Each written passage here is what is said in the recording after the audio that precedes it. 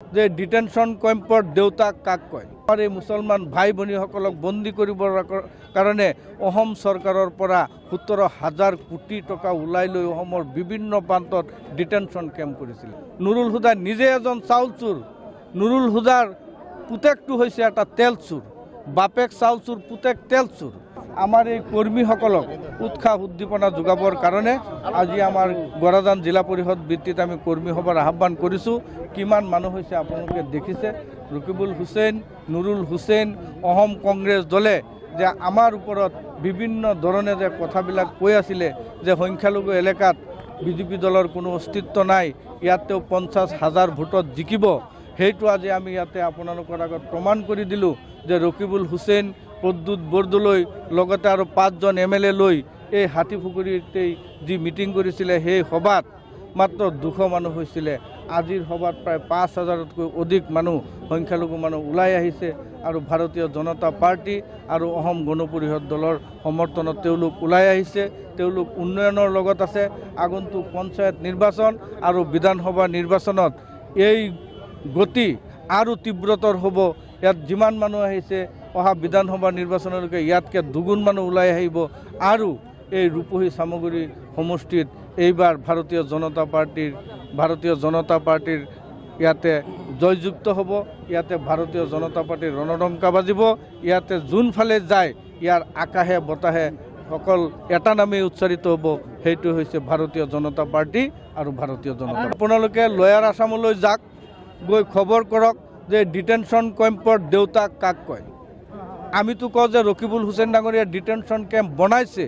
আমাৰ লয়াৰ আছামৰ মানুহে কয় যে এই ডিটেনশন কেম্পৰ দেউতা হৈছে ৰকিবুল হুছেইন। ৰকিবুল হুছেইন ডাঙৰীয়া হোম মিনিষ্টাৰ থাকোঁতে আমাৰ এই মুছলমান ভাই ভনীসকলক বন্দী কৰিবৰ কাৰণে অসম চৰকাৰৰ পৰা 17,000 কোটি টকা ওলাই লৈ অসমৰ বিভিন্ন প্ৰান্তত ডিটেনশন কেম্প কৰিছিলে। আজি সেই ডিটেনশন কেম্প ক'ত গ'ল? আজি সেই ডিটেনশন কেম্পত কিয় মানুহ নাই? আজি কিয় চৰকাৰে কয় যে ডিটেনশন কেম্পত মানুহ থাকিব নোৱাৰিব? আজি বিজেপি চৰকাৰৰ দিনত এই ডিটেনশন কেম্পত কোনো সংখ্যালঘু কয়, সংখ্যাগুৰু কয়, কোনো ধৰণৰ মানুহ নাই। আৰু কংগ্ৰেছৰ দিনত সেই ডিটেনশন কেম্পত জাগা দিবলৈ ঠাই নাছিল।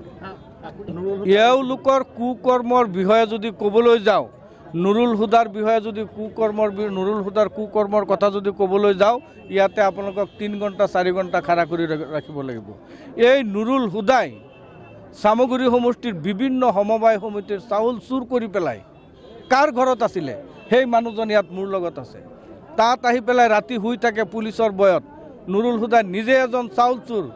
নুৰুল হুদাৰ পুতেকটো হৈছে এটা তেল চোৰ। বাপেক চাউল চোৰ, পুতেক তেল চোৰ। গতিকে তেওঁলোকে আমাৰ কি উন্নয়ন কৰিব?